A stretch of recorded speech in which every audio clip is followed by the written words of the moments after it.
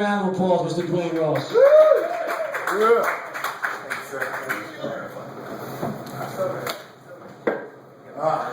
I have notes, but I'm probably not going to look at them because I'm working on some shit. This thing is pretty high. I kind of wish I were high. I get a lot funnier if I was high. No, it's cool. You're in the way? I'm in your way. You guys are awesome. Thank you. Oh, shit. So, my name's Dwayne Ross. I'm a black guy. And I get shit for dating white women. And it happens a lot. I have a sister in the house, so she's like, yeah, motherfucker. Yeah, she deal. You're a black man with a job and dating white girls. What the fuck? Like, but you know what it is? Like, it wasn't always, I didn't like black women. I like black women, but like anything else, if you have a bad experience at it in the beginning, when you do something, it's kind of hard to go back.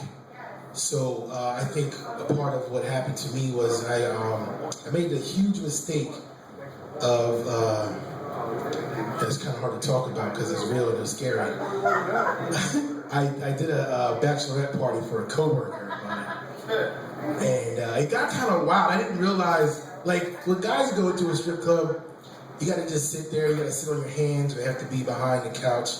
And there's like these bouncers that stand there and watch you, and if you like touch the chick, they beat you up and throw you out in the alleyway.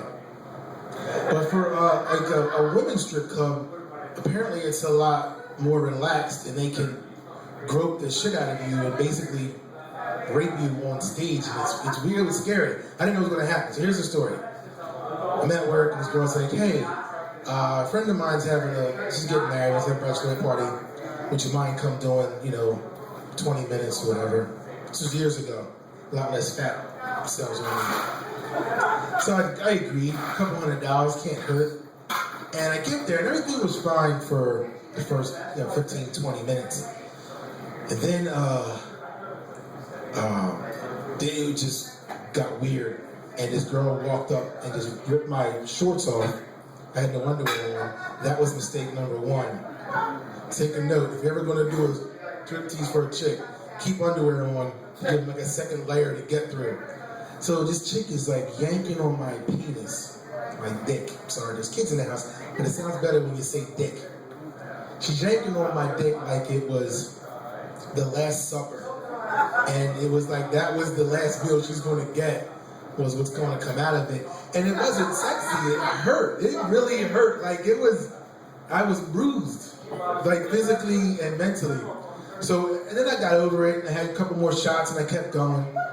And then, what was the showstopper was one of the girls thought it would be a good idea to stick her finger in my ass. And normally I would be okay with it, but there was too many lights on. Like it was, and she was 2 knuckles deep. One knuckle I'm okay. 2 knuckles too far, a little bit too much for me. So that was my first and last endeavor in being a stripper of sorts. And I'm negative on segues, so I'm just gonna jump into my next topic, which would be sexual harassment at work, which I am quickly becoming a professional at and not getting caught by doing it. I love work. Women dress nice and sexy, and there's dress shoes and heels and flip-flops and summer dresses and shit like that. And it's kind of hard to not look at them and think sexual thoughts when you're reading documents all day, because you're bored. And men think about sex every, a half a second or so? So I figured out a way to get around getting an actual sexual harassment charge, which would be changing my voice. If I change my voice, which means I'm changing my personality, you can't hold me accountable